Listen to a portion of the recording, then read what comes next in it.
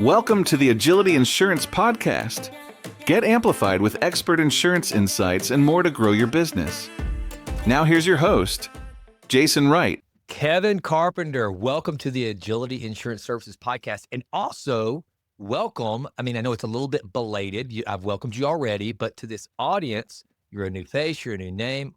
So glad to have you in the Agility family. Just introduce yourself to the folks out there. And one of the things that we say on this podcast, Kevin, is the listeners of this podcast are insurepreneurs. These are the entrepreneurs out there that have made insurance their means of being the CEO of their own biz. And so introduce this audience to you, who you are, where you come from, and then we're going to talk a little bit about personal branding. So the floor is yours, my man. Yeah, sounds good. Thank you, Jason, and appreciate the invitation and appreciate the opportunity to be with Agility Holdings Group. It's an exciting opportunity for me personally, so really looking forward to it. So, been around for a while. Been in the insurance industry for over 25 years. Various roles from personal producer to management level to national accounts. But I'm just like most of the people that are in sales. I got into it because of the relationships and making a difference with people and the consumers that we serve. And, I get to go out and talk to individuals and help shape their careers and help provide support that in turn helps clients. And that's a good thing. And it gives me a warm, fuzzy feeling to know that I'm doing things, but I'm having fun doing it and building relationships and friendships along the way.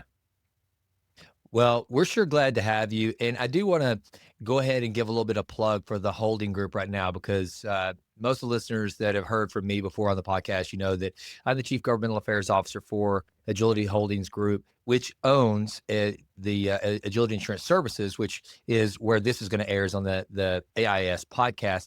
And I'm so glad to have you on the AHG team, Kevin, because it's just more proof that we are trying to not only go after, which we want to be the world's best in class FMO and general agency out there, bar none, but we also want to create an entire ecosystem for our business through technology, through the FMO, and through all the other initiatives that you and I get to see Steve and all the rest of our team building each and every day.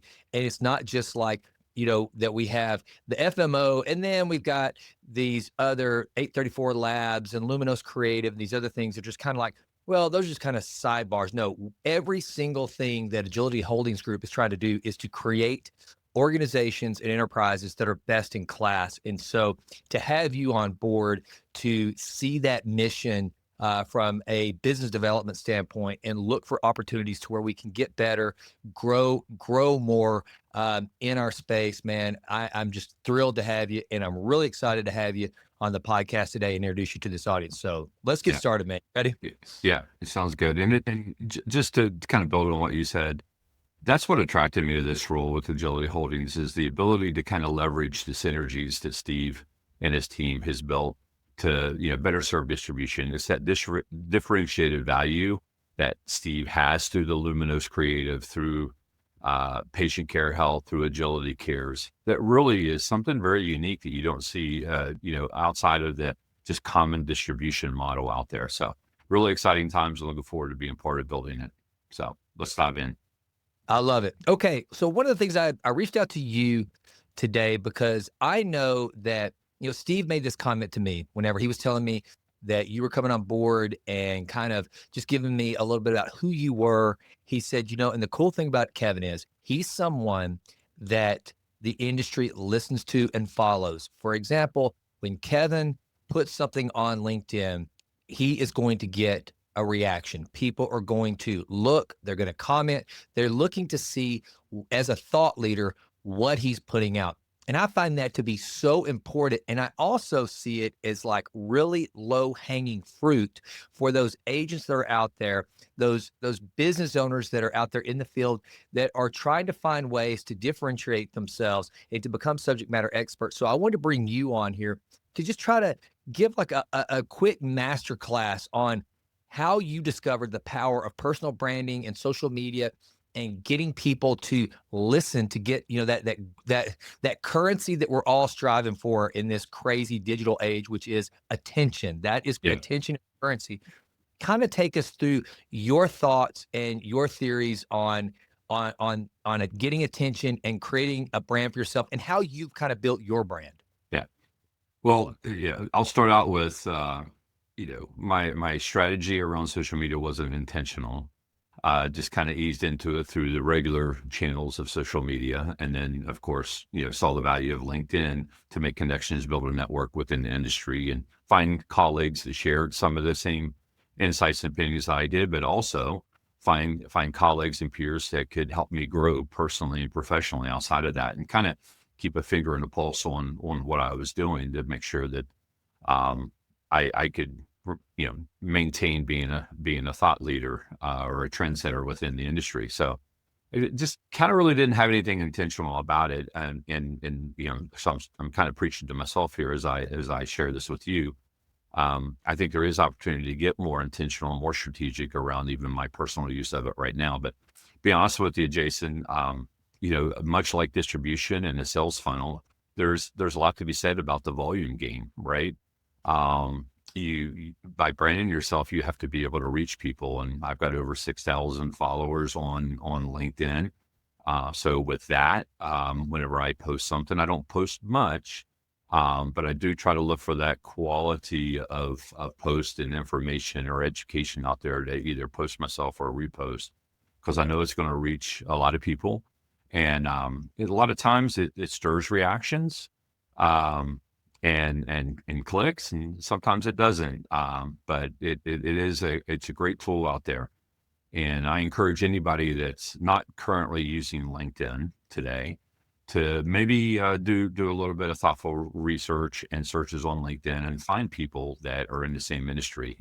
It's really simple to create searches within Medicare agents, ACA agents, and just insurance industries in together, do company search, carrier searches, and that'll narrow your audience down to people that are like-minded like you, and just start clicking on those connection points. One of the things too that I think people take for granted is they'll read an article in a trade publication, or like for me, I'm constantly looking at CQ and some of the more government relations type periodicals. And what I have learned is that with AI tools and with everything that's out there, you can take something that you read in long format and condense it to meet the need of where you want to repurpose it. For example, one of the things that I've started doing is I will try to take a long form article and distill it down with the help of AI, and then I will post it. And a lot of people think, well, that's taking something, everybody's already seen that, or it's already been out there, obviously, but it's not the case. They haven't heard it, in your voice. They haven't seen it. Your channel may not have seen it. And if you'll condense it and distill it down, then it can be something completely new to someone else. I think there's this assumption that if I'm seeing it, then everybody else must seeing it. So I don't need to either repurpose it, take and quote an article and put it into my network. Do you find that that's the case, that repurposing things that you find elsewhere has been beneficial for you? Absolutely. There's a lot of value in that. And I agree, kind of using technology and AI to narrow it down to hit I call them sizzle points, right? The points that you really find within that article or within that narrative to be able to highlight, I think increases the reads. Right. You might get somebody that clicks on something and sees a 4 or 5 paragraph article and they skip over it because they've got 30, 45 seconds. But, Jason, you found the information helpful, and you've used technology to kind of narrow that down to 5 or 6 bullet points and repost it out there. And all of a sudden you broaden the reach and impact, you broaden your impact of that information. So it's a great point. There's a lot of good content out there. There's a lot of good influencers, social media influencers, a lot of good subject matter experts that's posting things every day. And I think it's our obligation to be responsible individuals within our industry, whatever that may be, to really stay up to date on that. And we're in a highly regulated environment. I know that you're sitting there working Capitol Hill. I'm in the trenches down here as well, and we're all fighting for the agents and doing what's right and trying to put them in position for success. But there's a lot of great tools, and social media is one of them, to where agents should be beholden to stay up to date and use those resources to really refine their tools. One of the things too, that when my daughters were both about to graduate from college, they didn't have a lot of work experience. And I know there's a lot of agents out there that they might be just getting started. And the hardest thing is not just to build your book of business, but to build that reliable network, that kind of that personal brain trust of how did you do this? How did you get to where your book was worth X amount of dollars? And, tell me about this carrier versus that carrier, just all the institutional knowledge that can generally only come with time. I have found, and what I told my daughters is you guys can short circuit so much of that by going to LinkedIn and doing what you said. Bring it down to whatever space you are playing in. Find people that are in the same business, that are working with the same carriers, or maybe you don't even have in our case, let's say that you've thought about working with an FMO, you have no idea which one, you start looking around and you figure out people that are in these tribes and reaching out to them and asking them questions. That's one of the things I told my daughters just starting out of school, is that you can go find people that you probably know and ask them, hey, how did you get into that organization? Tell me about it, or that industry. Tell me about what it's like. I'm thinking about getting into insurance. I'm thinking about getting into health insurance. I'm kind of scared because it's highly regulated. I've never sold anything in my life. You'd be amazed at how many people are willing to help. It's kind of like, I'm sure you've heard this too, Kevin. A mentor of mine once told me, never ask for a favor, always ask for advice, and you'll get a lot further. And LinkedIn is a great place to go to find advice. Would you agree? Absolutely, 100%. And we were touching upon branding yourself, and just unintentionally, your network is the first step in branding yourself.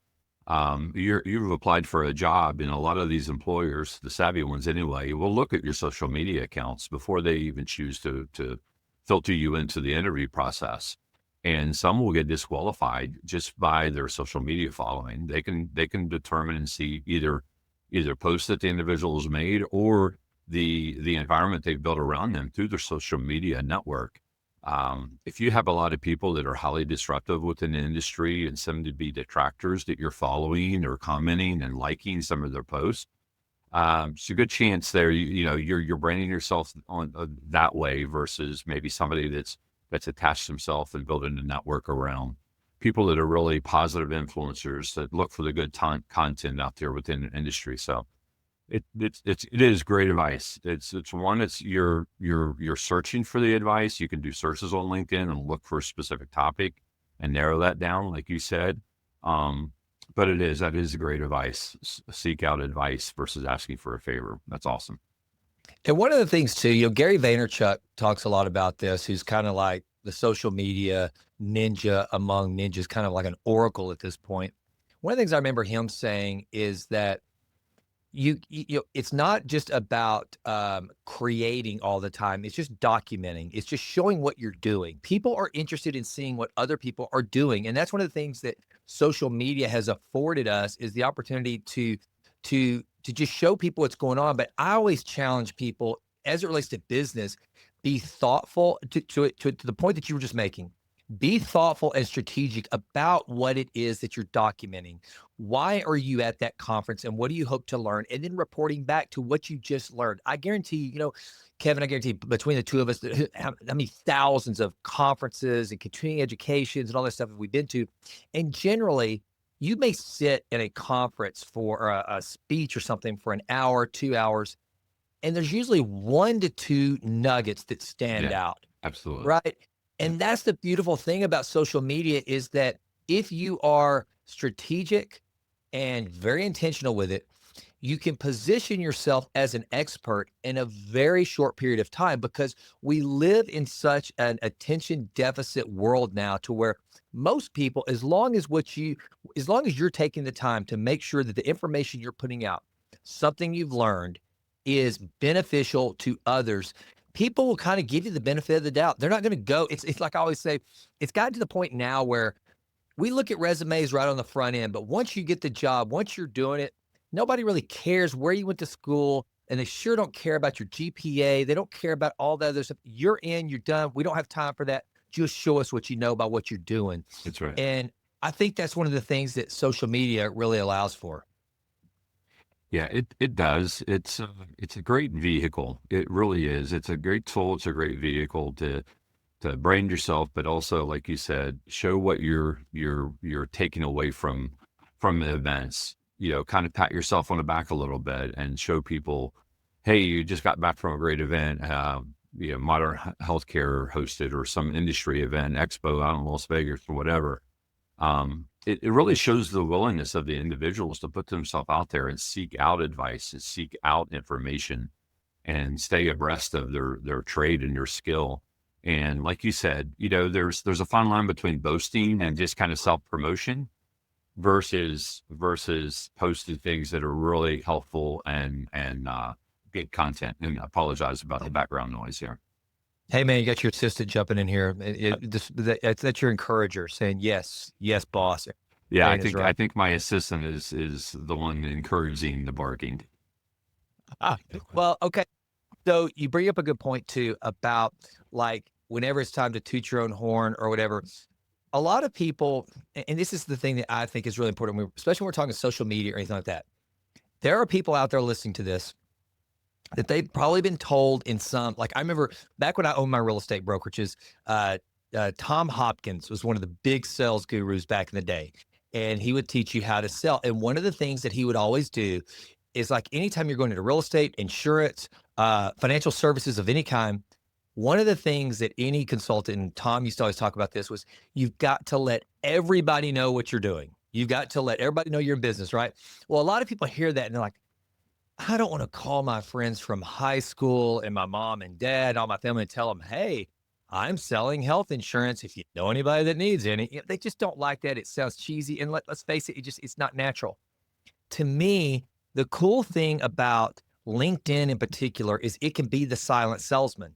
Yes. If you start posting things about the ACA, about individual coverage, ICHRA, regulations, Medicare, Medicaid, whatever your lane is, you start posting these things, people are going to, one, either automatically know and assume what it is you're doing and be mindful of that, but also they're going to, they might reach out to you and ask you, hey, I see you have something to do with health insurance. I'm self-employed.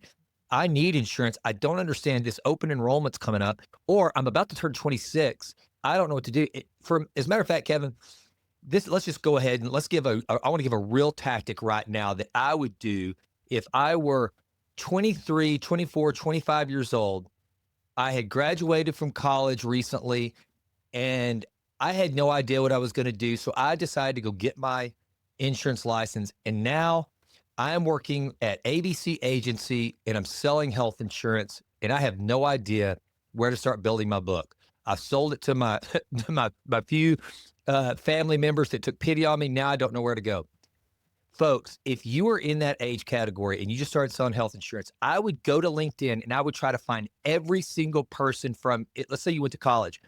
You go find everyone you can find that either graduated 2 or 3 years after you, before you, somewhere within 2 to 3 years of you, because they're going to be falling somewhere close to that 26-year-old age. Yes. And they are about to, a lot of them, get off their parents' health insurance and be on their own for the first time. And I don't know, Kevin, you probably know better than me. There's probably some percentage that we know out there that studies have done of all the 25-year-olds that turn 26 that have been on their parents' plan that go uninsured for a certain number of years. Is there a percentage that you know of that? I don't know that stat, but that would be an interesting one because you're 100% sure. I was probably one of those myself for a while. Number one is I thought I was, just made of steel, so I didn't need anything, right? Yeah, that's right. And you know what? That's the thing. So if you're that young person out there listening, or heck, let's say if you're an old fart like me, and you just go out there and somehow you've got kids, like I've got kids in that age group. I've got a daughter that'll be turning 26 next year. Go look at her friends and say, and figure out who they are and reach out to them and say, and then hold a LinkedIn Live. We're going to hold a special LinkedIn Live information session on T26. You're turning 26 and you're about to get health insurance for the first time. What do you do? Yeah. How do you figure out the best plan for you? Folks, that's what LinkedIn will do for you. You don't have to go remember back in the day, Kevin, if you want to do some kind of sales event where you had to go rent a hotel room or Absolutely. hold a seminar or send out mailers and get people to come to a steak dinner or something. You don't have to do that anymore, man. You could just go ahead and look. And folks, I'm not saying that there's going to be 100 people show up to your little LinkedIn live session. But here's the cool thing about it. Most of those things that you do, that you record on LinkedIn, you can record them and you can show it later. And it gives people the passive opportunity to jump in and learn. There's no obligation for them. There's this safe distance. They don't have to show up. It's not like going to watch a timeshare presentation or something like that. Right. These are the things that this digital economy, these tools that are out there allow you to do. And to me, that's just money, man. That is just a home run waiting to be hit for the people that are willing to take it. Yeah, Jace, you bring up a good point. And when you were talking about the events, the old events at Golden Corral popped in my mind, right? You had to feed somebody in order to get them to an event, right? That's just not the case. And I credit COVID for that, actually. A lot of that COVID, the pandemic kind of changed the way the way that savvy people would deliver information and the way that savvy people would choose to receive information, I think changed around the pandemic. And I think that's an important point to make is a good business person looks at the different avenues and tools that are available for them and say, hey, I know that if I want to educate a certain segment of population, I've got to deliver my message in multiple spaces, in multiple ways. One is, a great one is through social media. There's a whole collective institution out there of people that only want to receive information on their time and in the comfort of their own home, and that's through social media or through web searches, right? So if you can carve that niche out if you want to, but you're missing out on opportunities for a very big customer segment or prospective segment. So, I used to, back in the day, I used to use LinkedIn and social media to steal ideas as well. Like I wanted to know what are people in my same community doing and where are they doing it? What are the topics that they're delivering? And they're taking pictures of, they're about ready to deliver a training class and they're taking selfies with 50 people in the room. I want to know what's the topic that they're delivering and what's the venue, right? There are people coming, 50 people going to, and I would steal those ideas. So there's a lot of value in using social media, but the biggest one, like you said, is it's just a space that you can gather a group of people of interested, like-minded individuals that have the same need you do, or you might be delivering the information to those who need it, or you may be seeking out the information and kind of gather an audience to say, hey, let's collaborate on this. I'm not a subject matter expert. I want to be. Can we get a forum together? And LinkedIn, it could be a great resource to do that. I could not agree more. And then when you think, Kevin, about the things that the quote unquote influencers look at the audiences they build, and a lot of it is not exactly, a lot of the things that they're influencing doesn't have a whole lot of utility value. Whereas if you are someone that has decided, if you're listening to the Agility Insurance Services podcast right now, then that means that you've made some decision along the way to get licensed and to help people find the health insurance they need. So why not influence them on why you should be who they work with? And I would also say that the cool thing about social media is it allows you to, in a positive way, and that pigeonhole has always been a negative word, but I guess niche down sounds a little bit better. Let's say that you decide for whatever reason, you have a heart for working with people of a certain demographic for whatever reason. Maybe it's reflective of community, maybe it's just reflective of a mission you have. Well, then you can be the whatever that community guy is. You can make yourself whatever you want to be, and you will be amazed at the people that will find you that you will resonate with. Because if you're interested in it, I guarantee you, we're all like snowflakes. There's only one of us, but understand this. There are a lot of similarities to whatever it is you're into, whatever you like, wherever you want to market to, that people will naturally come to you to get that information. So I would say to folks, don't try to always think that, well, I mean, I live in this area. This is my interest. This would never resonate with anybody else. Trust me, you're unique, but you ain't that unique. There's That's right. some that your message will resonate with. And then, Kevin, I don't know if you ever saw is it Kevin Kelly, I think, wrote the legendary article about 1,000 true fans. And essentially, he made the point that if you can find 1,000 true fans that you resonate with, that anytime they think about a product or service that you sell, they're going to come to you. That's right. You can make a living. You're talking about making $100 per year off 1,000 people. All of a sudden, you've created a 6-figure income off a tribe of only 1,000 people. Now, if you get that 1,000, you can compound that to a much larger number. But all of you out there listening, they're trying to build a book of business. This is one of the ways you can start to do that. And and what it will force you to do is create an avatar based on demographics, based on region, based on all these things that it's easy for you to speak to. And if you can get 1,000 people that trust you, trust your knowledge, trust what you're doing, trust what you're trying to provide, you can make a good living. It's not about just going out there saying, well, here we go. I'm going to go try to write 100 policies That's today right. and hope the goodest work. No, be deliberate and focused. And LinkedIn will allow you to do that. Yeah, it sure does. I mean, everything boils down to it really is a numbers game, right? Sales is a number game. How many prospects you put in the funnel will yield X amount of appointments, will yield X amount of sales. Same thing with your social media following and branding yourself. The more,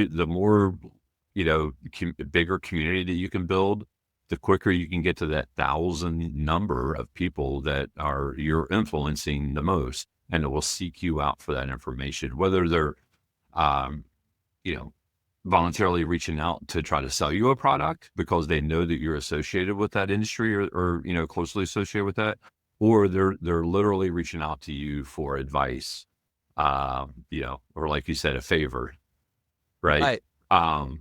Yeah, so it really is a numbers game, and I encourage people to build that network and do that, thoughtfully. There's very thoughtful ways to do it as well.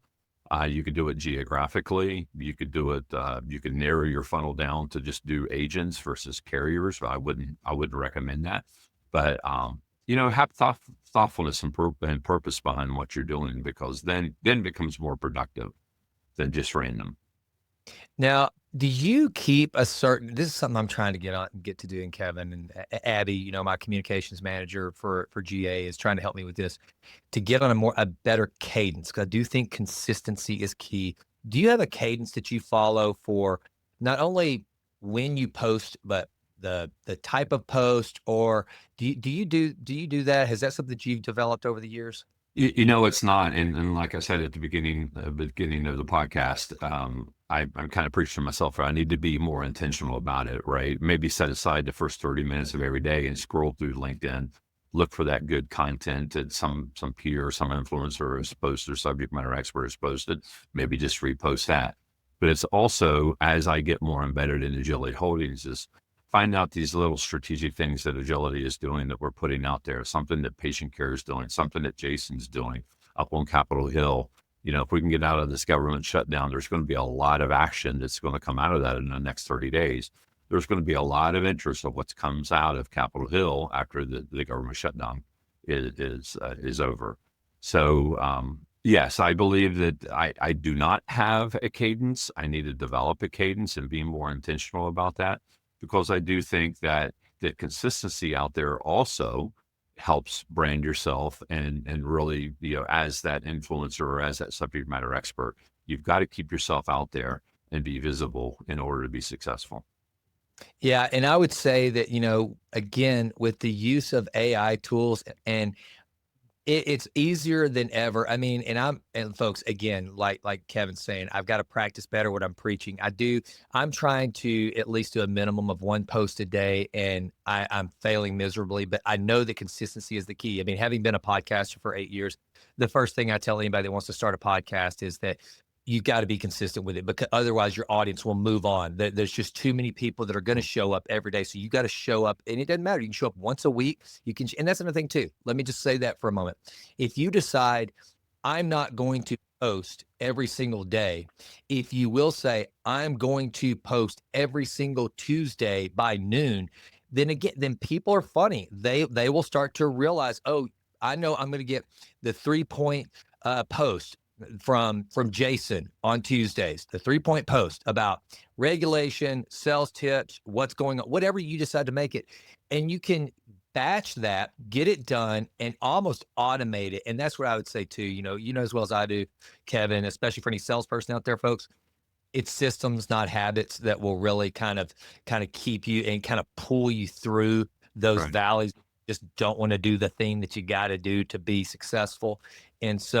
And then here's one last thing that I would say, going back to kind of making yourself the expert, that this is something I learned. And this is, Kevin, this is actually why I started the Jason Wright Show and the Healthy CEO podcast, my personal podcast, is because I've learned that if I can teach something, I learn it at a much deeper level. Absolutely. Right. And so, folks, if you take what we're talking about to try to build your own brand and to build yourself as a subject matter expert, which, by the way, all of this, the one thing that all of us, when you're selling a commodity product, the one thing that you got to try to scale is trust. And if you will be the expert in these matters, then people will trust you. You're putting yourself out there. You know what you're talking about. You're vetting the information you put out. You will build trust. And if you're willing to do that, if you're willing to go learn and then share it with the metaverse, it will sink in. You will learn it better. It will then become a part of your vernacular. You'll be able to have conversations at events when people show up, instead of just being kind of the person sitting on the back row, just kind of sitting and soaking. No, you can be the person that goes, you know what? I just did a post about that, and here's what I learned. And that either contrasts or confirms something that you've put out there. And all of a sudden, people will be like, hey, tell me more about that. I need to know that. It will make you a better learner and student if you're willing to teach. Again, you're not trying to show, look at the big brain on Kevin, look at the big brain on Jason. No, you're trying to say, hey, look, I want to learn this stuff better. So I've taken it in. Now I want to put it out there to my community, and it will sink in with you better. I think that's one of the biggest ancillary benefits whenever you take an educational approach to your postings. Absolutely. Absolutely.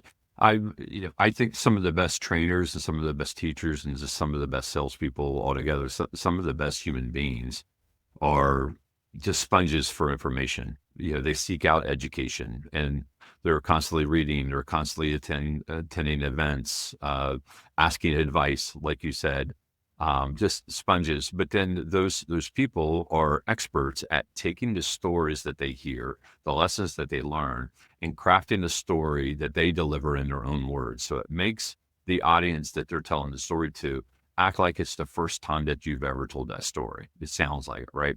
You've told the story 1,000 times, but to that audience, it feels like it's the very first time you've ever told that story. And that's an impactful thing, and it's an impactful skill that I think is understated within this industry, within sales, within just successful people altogether. I wasn't born with all this information. Jason Wright, wasn't born with all this knowledge and all this skill and the persona and the ability to be articulate up on stage and behind their microphone.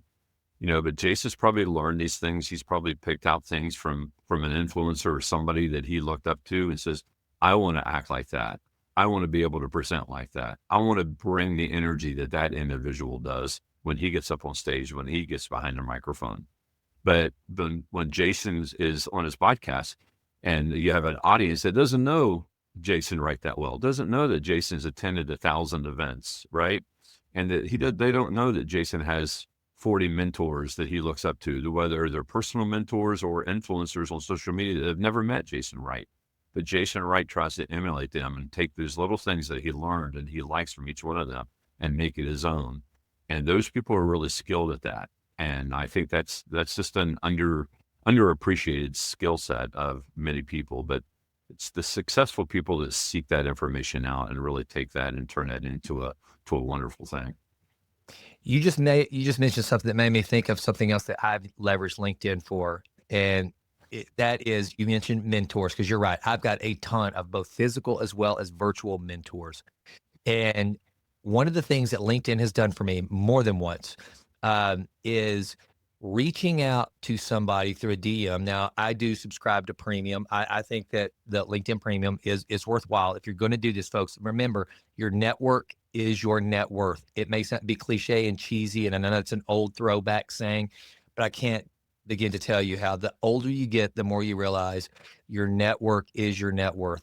And what I've learned is that if I reach out to someone through a DM on LinkedIn, I know that they're doing the same thing that I've done, Kevin, is I'm going to go look at the thing. They're going to look at the things that I've posted. They're going to look to see how serious is this person is, because they've got to vet. This guy's just cold calling me through a DM saying, hey, I need some advice on this, or I'd love to visit the next time I'm in DC, whatever the case may be. They're going to probably go look and see, is this a serious person? So again, folks, what you're doing is you're kind of building this like indirect credibility by how you're leveraging the things you're posting, because there'll be times whenever you want to connect with somebody. The people that you go to connect with, and all you can do is follow them, when in reality, you want to connect. You want them in your network, but all you can do is follow them.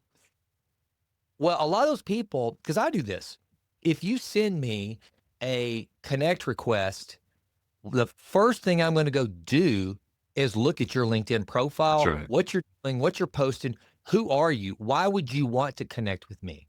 Yeah.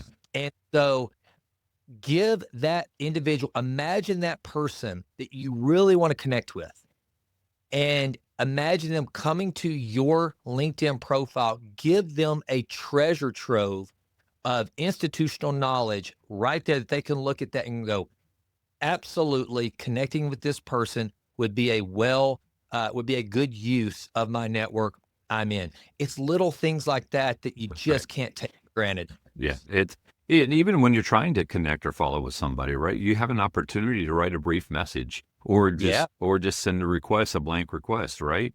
So, Jason, you bring up a great point. Provide a couple nuggets, or say, hey, I see we share a few things in common. I was reviewing your profile. I'd like to connect and maybe even collaborate with you at some point in time, but I want to make a connection point here. We're in the same business, or we went to the same school. We have some of the same friends. Loved your post on this. Loved the content that you posted on this. Would love if I could connect and make a connection with you, right? Just take a few extra seconds before you hit that connect and just write a brief statement of why you want to connect with this individual. And I bet you your acceptance rate is going to go through the roof. 100%. Well, man, Kevin, I think that's kind of the message that I wanted to get out today. I know, like I said, I know you've leveraged LinkedIn. I know whenever you made your move to Agility Holdings Group, I mean, this is a cool thing, folks. This is like, when Kevin makes a move, and he posted on LinkedIn, there's a lot of attention. People are watching what Kevin's doing. Again, he's not standing up, waving his hands, being, doing anything outrageous or bombastic. He has just compounded attention over years through his professional career, leveraging his digital footprint so that whenever he makes a move, when he speaks, kind of like the old E.F. Hutton ads, when Kevin speaks, the digital world says, and at least in our space, they go, oh, what's Kevin saying? What's he doing? And you can do that too. And so that's why I asked Kevin to come on, one, also just to introduce him to the audience, and because I'm so excited that you're on board, man. And then to also just share that with the folks out there, especially with open enrollment starting and all the things. I mean, it's crunch time. It's about to be our NCAA playoffs. Yeah. So so folks, don't take it for granted, and feel free to. I'm sure that in the show notes there's some way that our unbelievable production team at Luminous Creative has where you can contact us. If you have a question for me or for Kevin or for any of us, by all means, reach out. I mean, who knows? Maybe we'll host a LinkedIn Live to kind of summing some of this stuff up again, Kevin, and let people tune in. I mean, I know I'd be game for it if you are. Yeah, I would love to. Maybe a little bit more runway to plan for it. No, let's do it this afternoon. Come on, man. No, I'm not as skilled. I'm a little bit risk adverse, so I like a little bit longer runway to plan for things. So just saying, right? And so your point about posting, I am risk averse. So whenever I do post something, I'm very thoughtful and intentional with what I post, and I don't make change. I don't like change. Change is uncomfortable, but I chose to be in this business, so I am comfortable with change in one sense, right? But personal change, it's uncomfortable to me. But so you'll see when Kevin makes a post or makes a change, it's posted out there on LinkedIn. There's a lot of thoughtfulness that went behind that. I get it, brother. I get it. Well, man, Kevin, I do appreciate you coming on. And for all of you out there listening, thank you for your continued support. Please take the time. I mean, this is the Agility Insurance Services podcast. We're not exactly Joe Rogan or Tim Ferriss. We don't plan to be. This is a podcast that is made specifically for you, the insurepreneur. Please leave us a 5-star rating. Please share this. If you're a broker owner, please share this with your agents. If you're an agent and you're trying to mentor somebody in your office, please share this with them. And all of these, we are trying to not only bring industry experts to talk to you and give you information, but also things like this, some tools and some tactics that you can, again, if you just took one nugget from this that you could apply to your personal business, then, we consider it a success. And we're so grateful for you listening. So with that, he's Kevin Carpenter. He is the new VP Business Development for Agility Holdings Group, where we are just doing all kinds of cool and innovative things in our business. I'm Jason, and we're out. Thank you, Jason. Bet.